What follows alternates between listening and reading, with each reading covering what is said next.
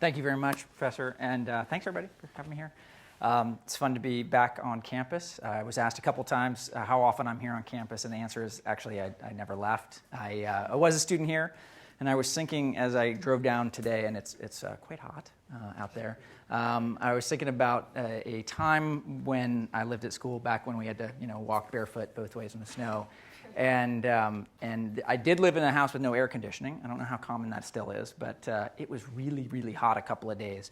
And so they had the claw turned on, which I think they may not this year because of the drought. So a couple of friends and I took beach chairs and sort of set up with a 12-pack in the claw and just sort of hung out there for the afternoon. We did this for a couple of days in a row, and no one seemed to mind, so just sort of sat there reading. I no longer do that, unfortunately, but I am still on campus because I come here for sporting events and a variety of things. I actually take meetings all the time at the Arriaga Alumni Center, which is an awesome facility. Let's see. Quick things. We got some Yelp users in here, hopefully? Okay, yay. That's good to hear. Thank you for that. So Yelp was founded in 2004. We went public a couple years ago in 2012. A little about me, other than going to Stanford, I did a couple of years of consulting after school, management consulting, and then joined a couple of startups after that. One was called Classifieds 2000, another one called Voter.com in the sort of middle and aftermath of kind of Web 1.0 bubble. One of those worked out pretty well, the other one not so well. I then went and spent 5 years at eBay in a variety of roles, and then joined Yelp as the 10th employee. And have gotten to participate in a fabulous ride over those years. One of the questions that I'm most often asked is, what was it like to go public? And as I thought about what to chat with you all about today, I thought this might be a perfect topic because this is a question that, a little bit like being asked, what's it like to be a father, cannot easily be answered in 10 seconds of an elevator or at a cafe or something like that. So when I'm asked that question in an elevator, I often find myself saying something like, it's pretty good, or just sort of not having anything worthy to say. So what I thought I'd do today in the question of what's it like to go public is actually try to break that down a little bit into its component parts. And I think the starting question is maybe best asked as why would you go public? Right? Why would a company want to go public, a private company funded and whatnot, you go public? And I guess the place to start there is, how many of you are familiar with the concept of venture funding and how it works in its form? Okay, it looks like half-ish of the room. So I'm going to do the super version, layperson version of this. But it's, if you wanted to start a pizzeria, the typical way to get financing, if you didn't have parents with deep pockets, would be you'd probably go to a bank. Right? You go to a bank, bank lends you money, and you pay that off just like you would a car loan or a house loan over a period of time. Okay? Typically, if you want to start a startup company, technology company, and hire potentially expensive employees, that kind of financing, bank financing loans are not really accessible to you. The bank's not going to give you millions of dollars, right? Because you have no collateral, you have nothing to pay them back with, and you have no cash flow to pay them back on. So typically, what companies around here do, and the reason we all talk about venture capital and whatnot, is you take an equity investment. Standard rule of thumb on this would be you go to a venture capitalist, he or she makes you a deal, you negotiate that, and you end up giving them effectively 20% of your company. Obviously, it can be much more or much less, but that's going to be a nice round number to stick with. And in exchange, they give you a pile of cash. Hopefully, that's a fair trade for everybody. What the venture capitalist is betting on, right, when he or she makes 10 of those investments, is that a couple of them are going to go belly up, and money's going to be gone. Some of them, they'll get their money back, and they're hoping that at least one out of those 10 investments is a home run, for which $1 million in returns 10 million, 20 million, 50 million out. It's kind of the simple rule of the game. They tend to have, most of these funds have a 10-year time horizon. And so what does that mean? It means that when they give you the money, the idea is they're going to get it back sometime in the next 10 years. So when we raised money, which we did from the beginning of Yelp and before my time, we took money as equity investments in this form.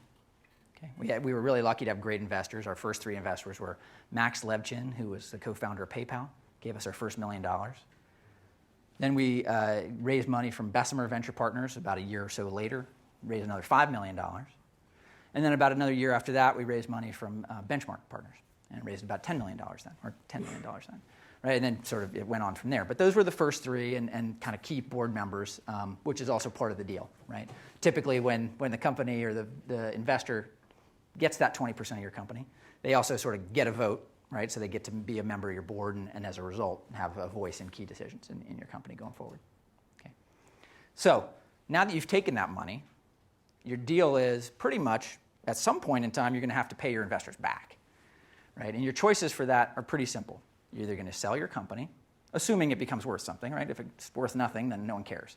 But assuming it's worth something, right, you're going to have to pay your investors back, and you have two choices. You can sell, classic acquisition, or you can go public. There are other alternatives. I'm sure there are people in the room going, yeah, there's this other scenario. Realistically, though, those are the two that are most common, right? So that's it. The next question, though, becomes then, okay, so why didn't you sell early, right? We were really lucky at Yelp. From a relatively early time, in the first year or so, there started to be signs of life. We started to have hundreds of thousands of people and then millions of people coming to the site. It looked really interesting. We got started in a second city, and then a third city, and a fourth city, and it started to spread. And we thought, hey, we might have something going here.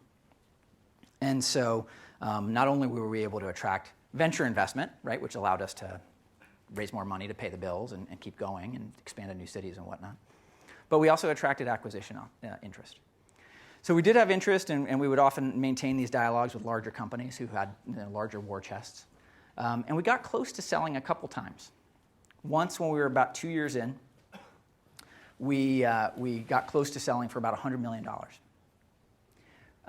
Another time, when we were about 5 years in, we got close to selling for about $600 million.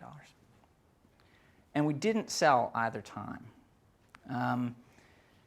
The short version of why we didn't is that the founding team and the investors and board of directors actually thought the company was best served by staying independent and seeing it through. There's pros and cons, right? There's oftentimes, you're making an expected value calculation at that point in time from a purely financial perspective. The short version at both of those exit points was if we had taken the money and sold out, that would have been best, at that time anyway, it would have been a good outcome for the founders and the early investors. They would have done really well, right? The rest of the employee base and the entire Yelp community and the site we had built, it wasn't really clear that that was going to be better for Yelp, the product, and yet the company and the community, right? And so it puts you in a little bit of a bind if you're on the board or in a position to help make that decision. Is this actually in everybody's best interest? In many situations, what happens to companies when they're so lucky to have that inbound acquisition opportunity is they end up selling. And there's really two ingredients that it would take to enable you to not sell in that situation and to keep going. And those two ingredients are, one, your investors and board have to have deep enough pockets that they don't actually need the money right now.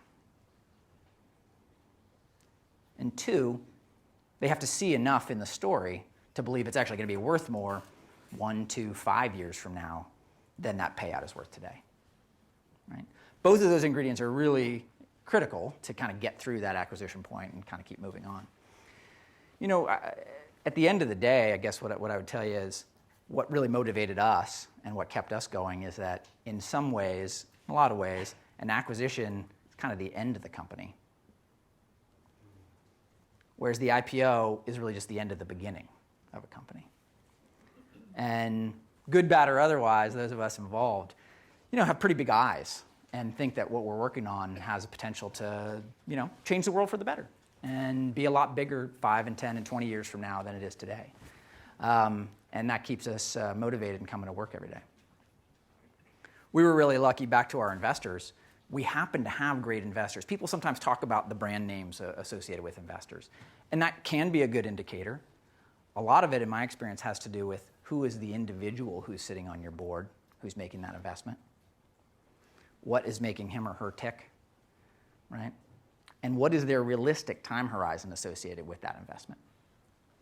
As it turns out, in retrospect, we didn't really know any of that going in.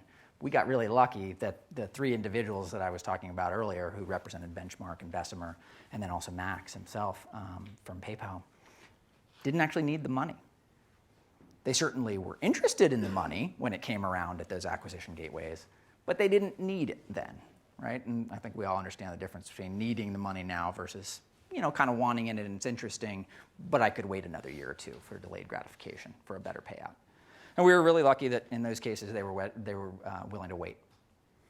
The other thing was, everybody sort of saw what we had going and was able to say, hey, if things go well, I think there's a chance this thing could be worth a lot more 2 years, 5 years, 10 years from now than it is today. And what were the ingredients? I'm often asked that, like, how did you guys see, things that allowed you to keep going? There were a couple of ingredients that we had that made it interesting to keep going at those gateway times. One was we were in an industry that was already really lucrative, and it was transitioning online. So the Yellow Pages have been around for decades. Really lucrative industry, still shockingly big industry, even in the U.S. And it was really clear, and had been clear by the time we're talking 2006 and 2009, that it was going to find its way online, meaning the advertisers, the users, therefore the money was going to find its way online. And we thought we were really well positioned in this marketplace, and such that even if we didn't win, right, even if we were second or third in this market, it was big enough to support a really big, interesting business. And we thought we had the ingredients of a well-built company and product and sort of playbook, go-to-market playbook, that would enable us to sort of continue to scale that for years to come. And so when the investor group and the founders looked at that, they said, hey, we feel reasonably confident that we can keep going. Which raises, I'm going to go to sort of a next part of the question now, right? Which is, okay, so now we're 2 years in, later we're 5 years in, so we've got a bunch of employees now, as well as some early smaller investors who came in with those big investors, who are actually now 5 years into an adventure, and they've been, in the case of the employees, making relatively lower salaries, myself included at the time, and getting paid in options, which have a theoretical paper value, but you can't eat them. Right? So how do you solve, as Andrew Mason once put it, the money problem? Right? So we had what you might call this money problem, which is, okay, we decided to stay independent, we didn't sell, we continued to not sell, and we kept saying we're going to go for the long term, but these options are still just paper. How can you turn those options into money? And this is something that's changed a lot in the last 5 years or so. There was, and we were really lucky to basically find another investor. In this case, the firm's called Elevation Partners. It's actually Bono's investment firm from U2. And we were able to come up with a deal with them that enabled us to bring some more money into the company. That's what we call primary capital. But also to enable early employees and investors who wanted to sell some of their shares to Elevation.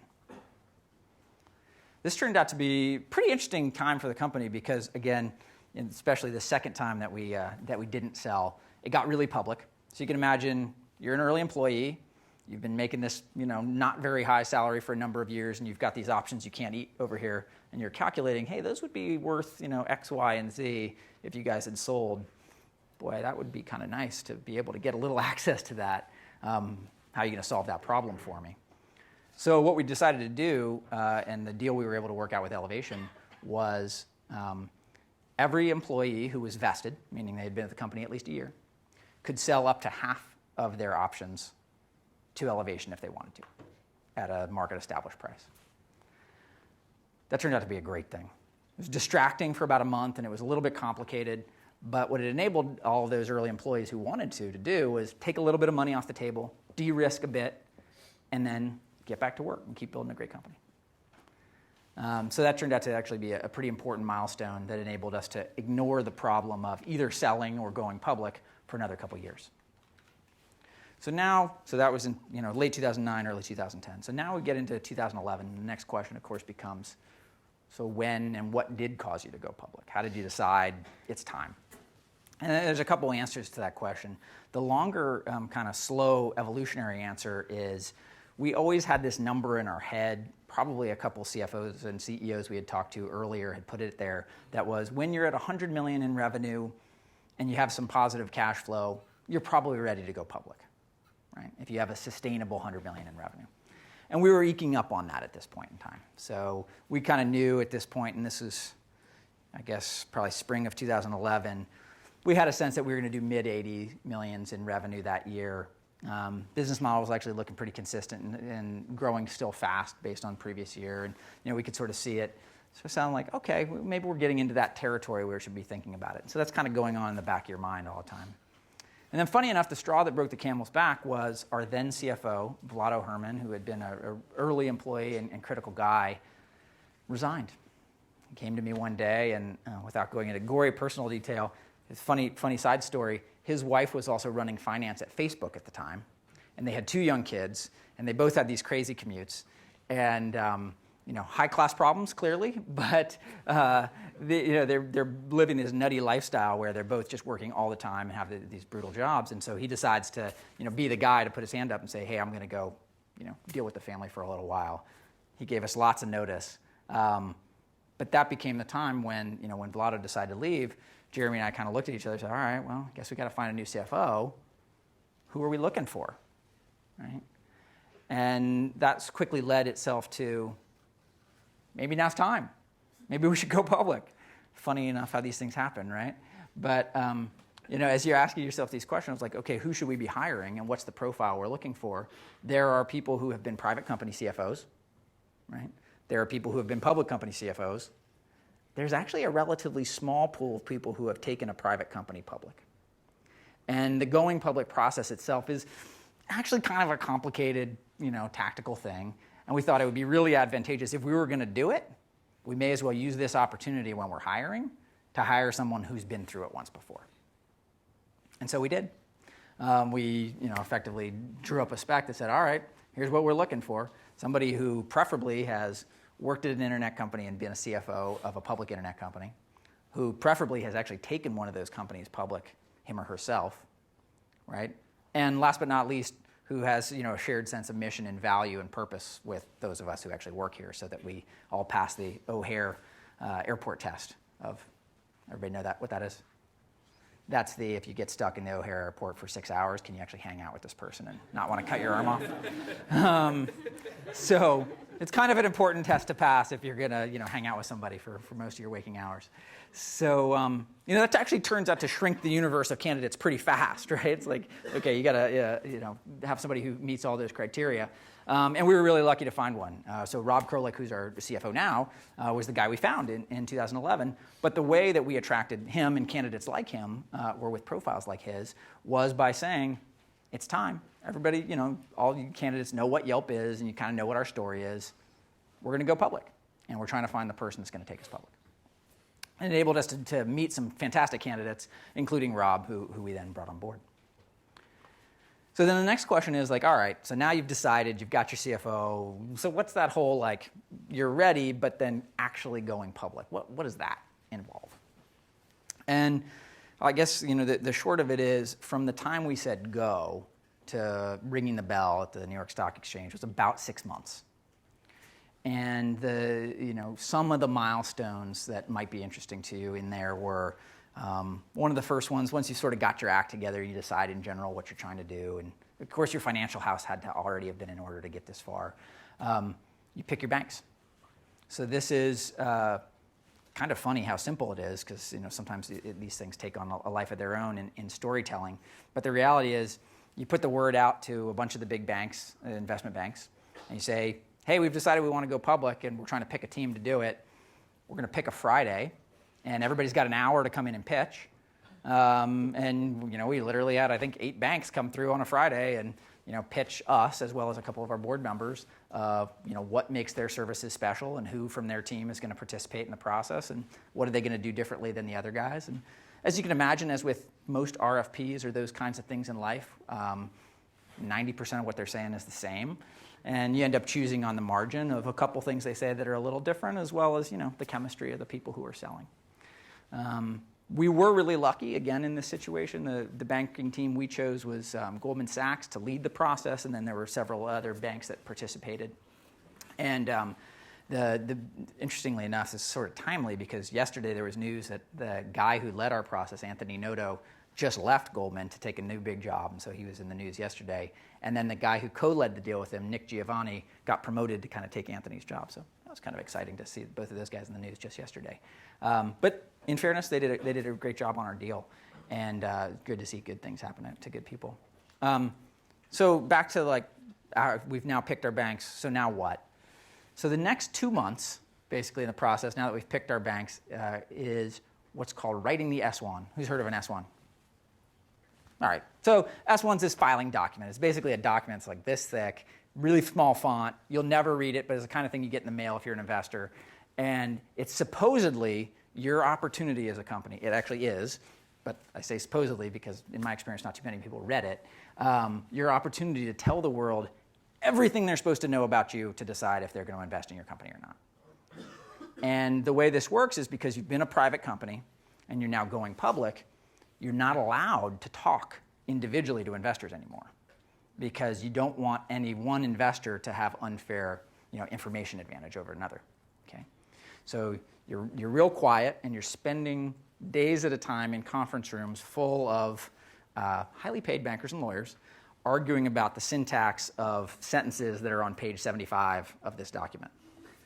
I'm really fortunate that I personally only had to spend a few days in that room, but I will tell you that there were many other people spending many more days on this. So it's a little bit funny, side note, to think about that process goes on at every public company with some regularity, but that's what we get for being involved in that. So anyways, S1 document gets crafted. You spend all this time making sure that the document is perfect. Everybody agrees on all the language throughout this very thick document. And then you come to a period of time where you file that document. Okay, what does that mean to file a document? Basically just means now it's available on a website, and every investor or mom or dad or anybody in between who is interested in reading it can read all of the gory details of the financials of your company, what you think you're going to do with the money that you raise, how much money are you trying to raise, what do you see as the prospective future interesting things about your company and whatnot. Okay. Next thing that's coming is what's called the roadshow. The roadshow, anybody familiar with the roadshow already? Yeah, heard of the roadshow? So the roadshow, it's a 2 or 3 week marketing period. This is the time where you as a management team get the honor of going and flying around the country to meet groups of investors, sometimes in large settings of groups this size or larger, and sometimes individually with 2 or 3 or 4 investors who tend to be large pension funds and control a lot of money. And so you basically have this 2 or 3 week period where you're going around meeting with investors. And the really funny thing about this, that's not so fun in the moment, but funny to talk about, is you have to say exactly the same thing in every one of those meetings. So you might ask yourself in the day of video, why is it a good idea to travel all around the company meeting with people individually saying exactly the same thing? I don't have an answer to that question, but it's just how the process works. And so we did it and we played along. And there were certainly some entertaining parts of that, such as flying around on a private jet for the first time in my life. So that was kind of cool for at least the first day, and then that got old quickly, just like everything else. And there was a couple memorable moments where the CNBC crew was camped out trying to take footage of us outside of a hotel in New York. So we got to go in a secret elevator through a department store. And there was a secret elevator. We went through a kitchen in order to appear on stage at this event. So that was kind of memorable. Mostly, I would tell you, it's all a blur because I was in a bunch of different cities giving exactly the same answers to exactly the same questions over and over. And then, what's happening all during this process, and okay, so maybe we should take a step back. Anybody have an idea why are we doing all these investor meetings? No. Anyone? Go, sorry? Sell the shares. To sell the shares, right. Because basically, we want, the whole idea with this process, right, is we're creating these shares. In our case, I think it was 7 million shares we were creating. And we were trying to sell them to these large investors who then give us money. And that's the price that then gets set on your shares so that anybody else who holds your shares, your investors and whatnot, can buy and sell those freely in the public markets, right? So the reason that you're traveling the country is to get these big investors interested in buying your shares and effectively setting a good price for your deal, okay? So as this is going on, the banks, who also control large sales forces, are calling into their clients right after you've met them and saying, hey, what'd you think about those Yelp guys? You just talked to those Yelp guys. Obviously, you control, in many cases, billions of dollars. Are you interested in getting in on this deal? And if so, at what price would you want to buy, and how many shares would you like to buy? Right? So it's a really important thing. It's all rather manual. It's kind of shockingly manual, but that's actually all what's going on behind the scenes. Is hundreds of investors are individually talking to their salesperson at each one of the banks, telling them how much Yelp shares do they want to buy, and at what price would they do the deal. So then the day before we're scheduled to go public, so we're scheduled to go public on a Friday. We all meet up in Goldman's offices on a Thursday night. We're done talking to investors, and now the key question is, do we have enough demand? Again, we were trying to sell some number of shares. I probably got that number wrong now. We were trying to sell some number of shares, and the question is, do we have the demand to actually sell that number of shares at the price we wanted to sell it at?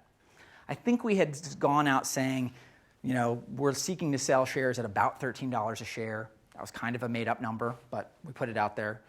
And so then the question is, what does the market want to buy?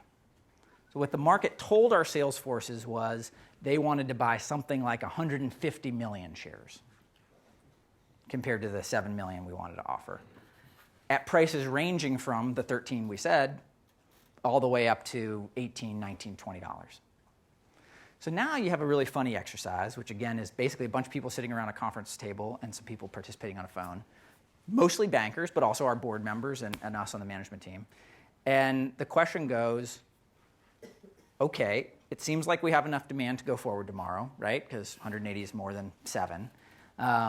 But what price should we actually sell those shares at? Right? Now, common supply and demand logic would suggest you should sell them at as high a price as you can get, right? Not necessarily. Anybody on why not necessarily? Prices can go up later on. The prices can go up later on, yes. You also give away a lot of your company. Yeah, that's true. If we sold more shares, we would give away more of the company. That is true. Yes. Quality of the investor who's going to hold longer. Yes, quality of the investor who's going to hold longer. These are all true. And one last one, yes. If your price is too high, the market could collapse, which happened to many tech companies, and that would be a horrible press. This is the real issue. Yes, he totally nailed it. Yes. If you pick a price that's too high, what could happen the next day is that the price could collapse. And so if, for instance, we had picked a price that we knew, for instance, remember we have theoretically 180 million shares that people want to buy and we only have 7 million to sell. What if we picked 25 or 30, right? And people tell us they're going to do that deal. If the next day the price collapses, we could have effectively a broken deal. So we have a bunch of investors now who, in that theory, would have bought all these shares at a really high price, and they sell them immediately in the marketplace, which then could tank the price of the stock on its opening day. And we'd have a bunch of investors who got burned because they lost a bunch of money their first day in, right? That would be bad. You don't want to do that. So what you're trying to do is you're trying to find kind of the sweet spot. And again, it's all very manual, so it's kind of funny in this day and age. But you're basically trying to choose a sweet spot where your investors have a chance to make money and feel good about some gain, but where you raise as much money for your company as you can as well, right? Because you don't want to just give away money. In our case, we basically, at the advice of our bankers and kind of going back and forth and trying to think that through, and also watching some of the other tech deals that hadn't worked shortly before our time, we ended up picking the price of 15. This is a little bit of this, but you're doing your best to be scientific about it as well. And then the next fun part of the equation becomes who gets them. So remember, investors told us they wanted to buy 180 million shares. As it turns out, when we kind of ask the question, like, is this always worked that way? It kind of always works this way. And the reason it kind of always works this way is the investors have figured this game out too, right? Hot deals are always going to be oversubscribed, means that even if they really only want to buy 100,000 shares, they're going to tell you they want to buy 1 million shares because they know the way to get 100,000 is to ask for way more. And then it's a little bit of a game for who's going to get what. And then it kind of comes down to a negotiation between mostly the banks who are involved on the sales side, trying to give their clients, these various investors, allocations, which is a piece of the deal. We're going to give this firm 100,000 shares, sell this firm 100,000 shares, that firm 100,000 shares, this firm 50,000 shares. And then us on the founding and management team chiming in as well. Hey, we'd really like to give extra to that particular firm because they seem to really get the story. We think they're going to be long-term holders. We'd love to, have a relationship with investors who are going to participate in Yelp for many years to come. We'd rather you don't give an allocation to that firm because, frankly, those guys were really jerks in our meeting, and they were rude and they were tough on us. And again, kind of funny, but a manual part of the process. So that continues late into the night. This is basically allocation until all those 7 million shares are accounted for. The deal then gets done by the salespeople who then go out and sell the shares. And the next morning, we go out and we have the opportunity to ring the bell, which turns out, funny enough, the bell is a button at the New York Stock Exchange. And they, the guy who's the CEO of the NYSE tells Jeremy beforehand, Jeremy's our CEO, who's going to ring the bell. He's like, yeah, So you have to push the button at exactly 9:30. And Jeremy says, what happens if I'm like a couple seconds late? He's like, we'll help you. So, it's not entirely clear to me if you actually are ringing the bell or not, but it doesn't matter. It feels good to push the button, and then, you hear the noise, and everybody claps for a really strangely long amount of time, because it's all captured on video. And so they tell you actually beforehand, you should clap for at least 3 minutes. We'll tell you when to stop clapping. So if you've ever tried clapping for 3 minutes, this is a really long time, especially if you're clapping for yourself. It's a bit odd, but anyway, really, really cool thing to be part of. And then we went down on the floor, which again is kind of entertaining because there's no longer a lot of people on the floor. It's mostly like a server farm with a few dozen people, and then we watched sort of the market open. And that's actually kind of interesting because there is a manual process again there, because the first time the market opens and starts trading in your stock, the market maker is basically choosing the price at which the stock's going to open. And he or she is trying to pick a price at which the stock's not too crazy volatile, because it almost definitionally is going to be when it first opens up, because you're getting orders at all kinds of different prices, buying and selling, and the electronic exchange is doing what they do. So anyways, it does. We actually end up finishing our first day at something higher than 15, which was a happy result, and kind of that was that. So then, one of the next questions I end up getting is kind of the resulting question. It's like, okay, so what's it like being a public company, and how does that compare to being a private company, and is it different? And and mostly the answer is it's not that different, and it's mostly not that different, and that's by design. We did that whole thing, as you recall, because we didn't want it to be the end of the company. We just wanted it to be the end of the beginning. And mostly that's been true. There are certainly some, regulatory things and things that are a little bit different about being in a public company than being in a private company. A funny example of that is about a week after I got back from the stock exchange and the roadshow, one of our senior guys, a guy who runs our worldwide sales team, was going to be moving to London. So we had to adjust his compensation. He was going to get like a housing allowance. And of course, when we were a private company, you can imagine how that goes, right? It's a conversation between Jeremy and me and Jed, who's the guy in question. We have that conversation, and we sort of approve his compensation package, and you move on. Well, turns out that needs to be a little different now, because he's a named officer, and so what that means is any change to his compensation, even housing allowance, anything, right, it actually has to be filed into the public markets as a statement. It is effectively the equivalent of a press release. And so, we're like 4 days into being a public company. So I type off this email to a couple of our folks on our board saying, hey, I'd like to recommend that we make this change to Jed's comp, because he's going to be moving to London. And Rob, our CFO, fortunately was on the floor at the time, comes running over to me. He's like, can you please call them and tell them to not approve that yet? I'm like, oh, what are you talking about? It's like, because the moment they approve it, we actually have to file a release. And I'd really love to avoid, the fourth day of being public, like filing a statement saying we're paying our executives more. So it was an interesting learning experience. And in fact, that didn't get approved. And so we waited a few weeks, and, it got dealt with. And it was what it was. No different result, but it was just kind of a funny learning for like, oh, okay, I guess we really are under the microscope now. And, all the little things that we used to do are now, subject to a little more scrutiny than they were before. The other thing that's, of course, tends to be on people's minds is like the stock price. What's it like to have a stock price that's just always out there and ever present? And it can be distracting. I look at it. I know that most of my fellow employees look at it and talk about it and ask about it. On the one hand, I'd say I feel very grounded about it, because I worked at a bunch of other tech companies beforehand, and stock prices tend to be highly, highly volatile. So the way I think about it, especially in our sector, so I tend to think about it as, hey, if you're in it for a 5-year time horizon, right, you don't really care, because over time, the stock price will invest the success of the business. If you care about the stock price in a day-to-day or week-to-week time frame, boy, you're going to be terrified, because this is going to be a roller coaster, and it's going to be doing this, and you have no idea. Putin does something nutty in Crimea, and next thing you know, your stock price is going north or south and very quickly. So I equate it a little bit to if you were in high school and you could know every good and bad thing everybody else in high school said about you at every moment of the day, That's what it's like having a stock price, right? It's like somebody said something good about you. The stock's up $3. Like, what is that? And the alternative is obviously true too. So that's a little bit distracting. But the big picture, of course, is we did it for it to be the end of the beginning and the beginning of the middle. And so far, that's been true.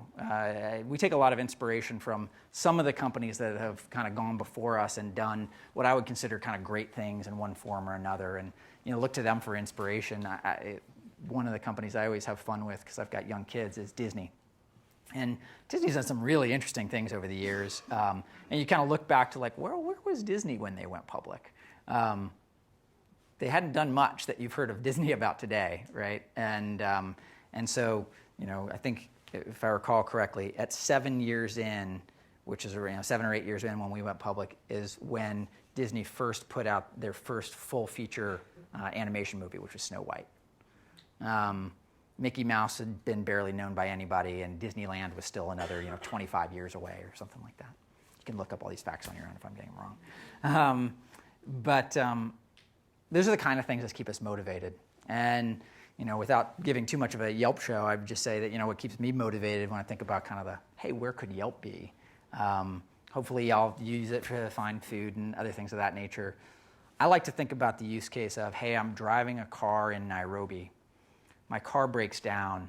I can pull out Yelp, and assuming I can get a connection, I can find a mechanic who's open now and available to come, fix my car, pay him or her through the Yelp app, the end-to-end experience, helping me find local businesses and transact with them anywhere in the world.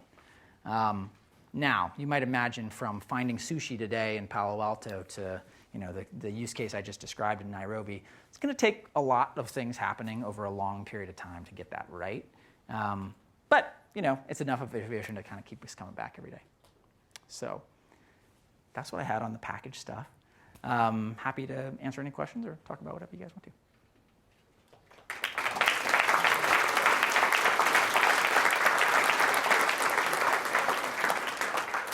I think I saw a hand there. Yes, sir. Was your total public issue sold before you actually went public for your investors? Yes. Yeah, so the question is, and I guess I should probably repeat the questions. Is that the right format? Yes, I'm getting a thumbs up. Okay, so the question is, was the total public issue sold before we actually went public? Yeah, I'm not actually the finance guy, so I can't tell you, technically what the time frame is. But what I can tell you is that total number of shares that we were intending to sell to bring the money directly into the company, for all intents and purposes, that got done the night before we went public. And then I don't know when the money changes hands. That I couldn't tell you either. But effectively, that whole deal is done. And then going public is just the process by which they can now sell their shares if they want to and trade. So, yeah, sure thing. Yes? Yes, so I read that your background is a mechanical engineer, but Yes. everything that you have talked today is more about MBAs. So how did you transition from being a mechanical engineer and highly technical to being on the other side, which is Not so technical? Yeah.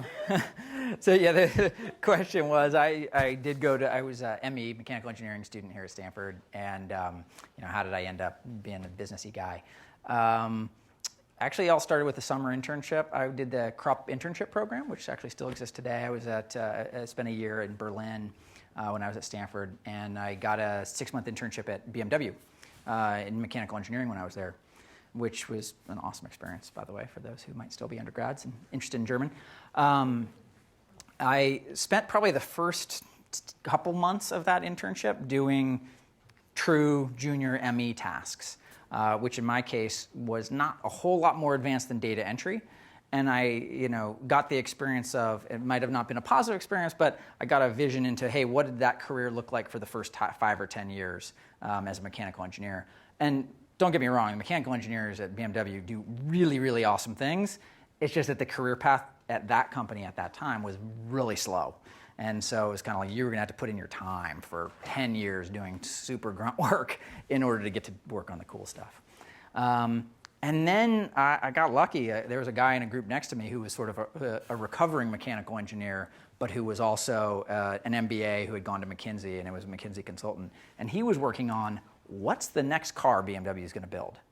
And basically doing market research and analysis and everything else, kind of doing the strategy-ish stuff on what's the next car we build. And he needed some help on his market research and presentation stuff. And sort of saw me over here doing the data entry-ish thing, and he pulled me into his group to get to work on that. So I actually got to work on the first presentation to the board of the BMW SUV, which is now the X5 line or the X line. This was back in, I guess, 93 or something. And so I got a little bit of a taste of that. And I realized that I was just much more interested in the sort of strategy part of the business, what are we going to build, and, as opposed to the details of how does it work. And I know that makes me lame for all the engineers in the room, so sorry about that. It's good to know what you like and what you're good at. And it turned out I had a passion for that piece of the equation. And as a result, he had been in consulting. The guy I was working for at BMW had been in consulting. So I thought oh, maybe that's an interesting thing to go do after college. And that's how I ended up kind of down that path. But I will say, for all those who are maybe half-baked on an engineering degree and might, anything I just said resonated, the quant skills I got through engineering and developed throughout the course of that program have been super important to me in the rest of my career, and enabled me, I think, to be good at what you might think of as the strategy and analytical parts of business. Those people I see in business who don't have some sort of serious quant grounding just have a much harder time keeping up when things get complex, or at least arithmetically complex. Yes? Does Yelp have an acquisition strategy? And related to that, what do you see as some of the most interesting spaces in the ecosystem to adjacent businesses, and what's happening now in social business? Yeah, so the question is, does Yelp have an acquisition strategy, and kind of related, what are other companies that I think are interesting? I will totally separate those questions so as not to get into anything non-public. Let me just say, I think two companies that I think are really cool and that are both San Francisco based and very interesting to watch right now are Airbnb and Uber. I know I'm not the first person to say that, but they are cool. I use them as a consumer, and I'm very interested in that kind of business, both because of my eBay background in marketplaces and then obviously the local aspect of what we do at Yelp. And so it's been fascinating to watch how they've both sort of tackled, kind of their related spaces or industries, as you might call them.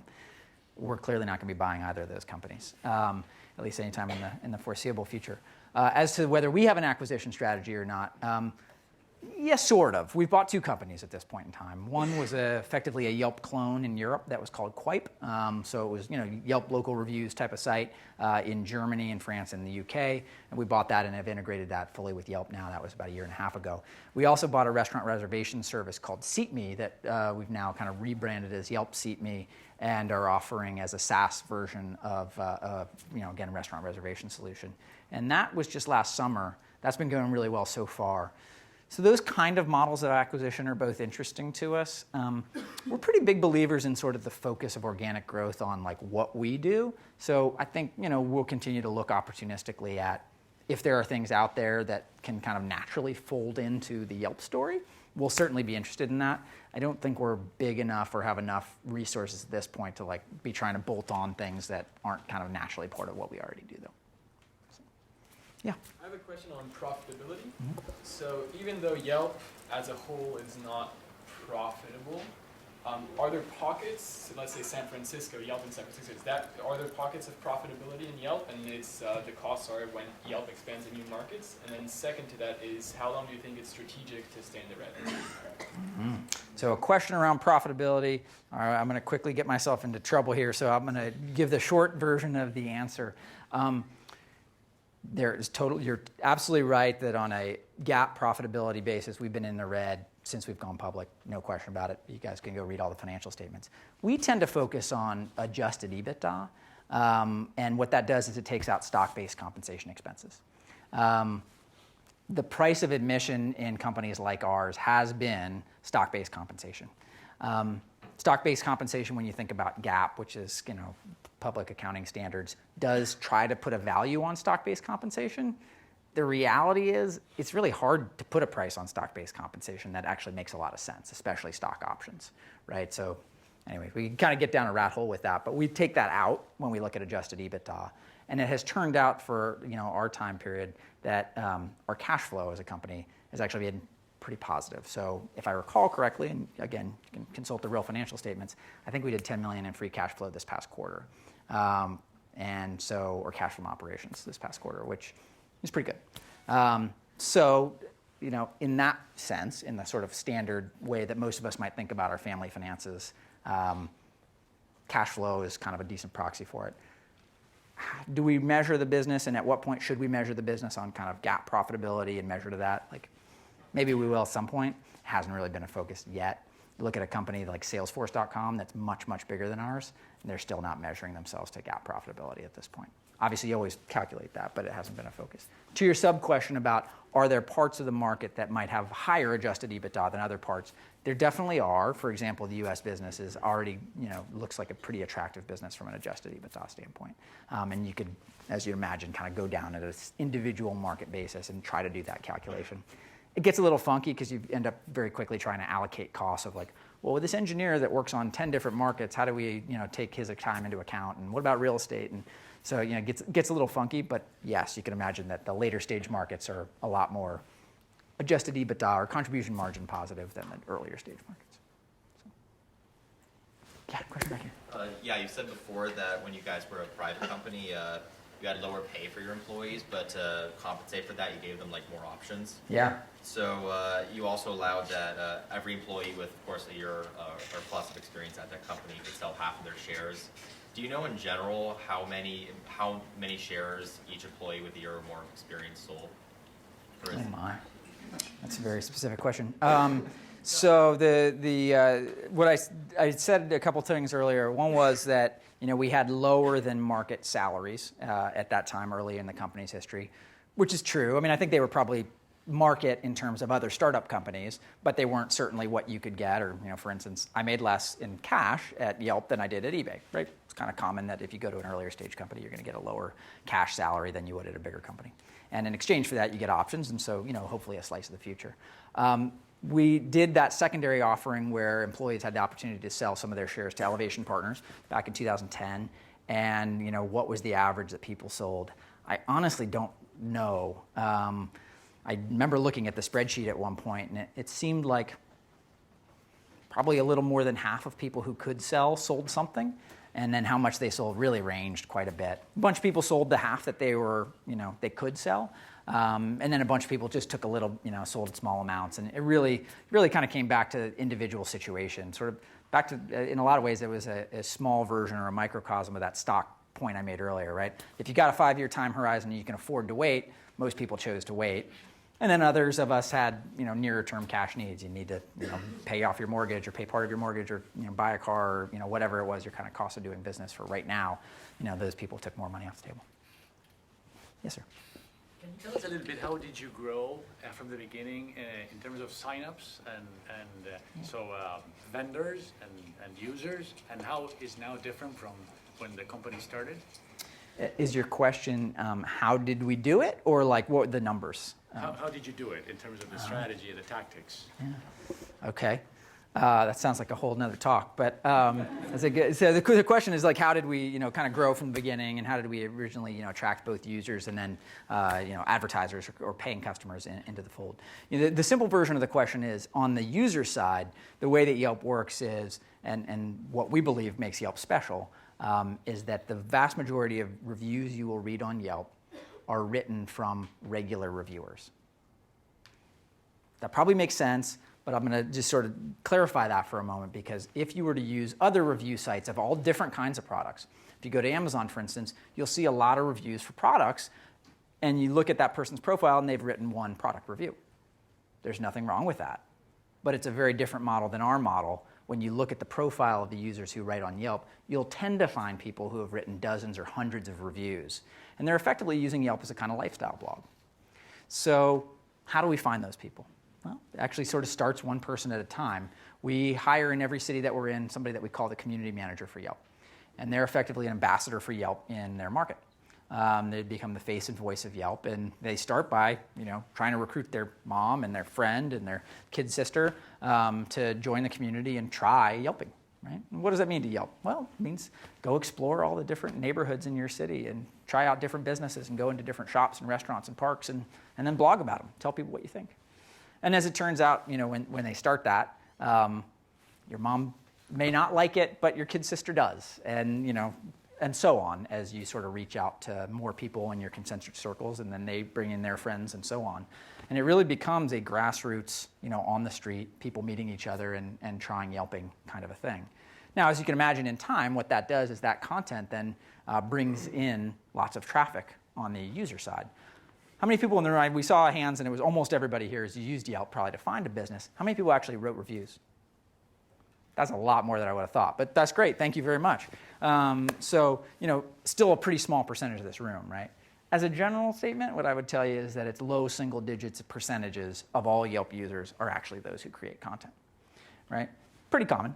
But the good news is, for everybody who writes reviews, you're going to bring in lots, like dozens or hundreds of people who read the reviews.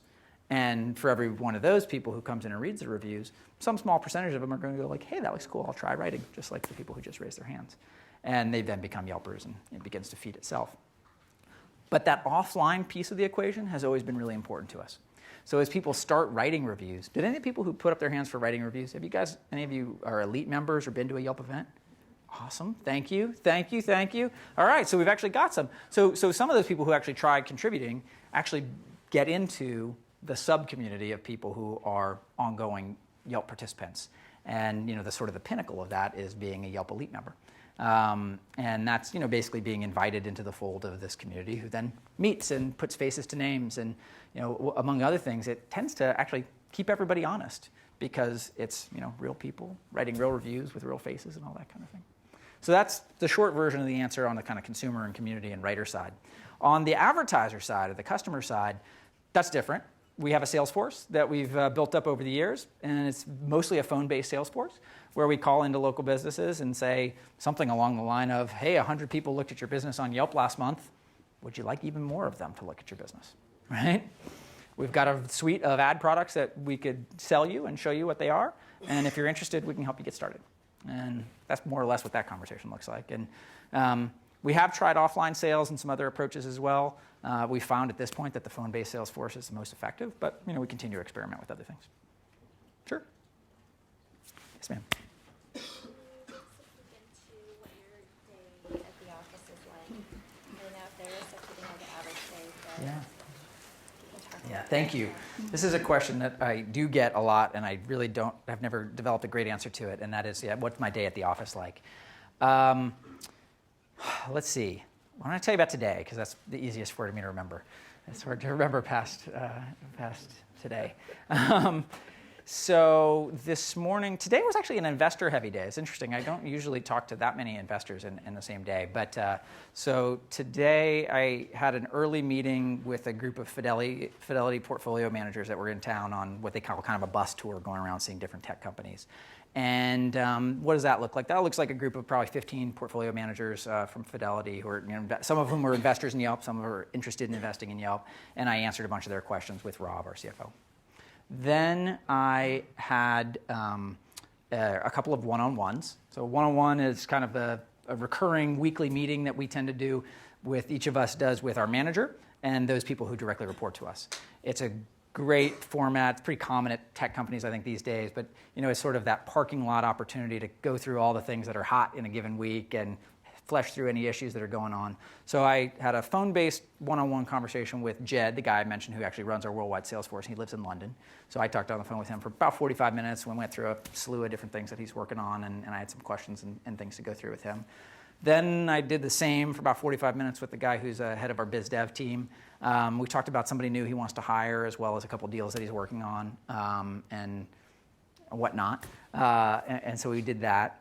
And then I had a call with a group of people. Remember the community management team I was just talking about?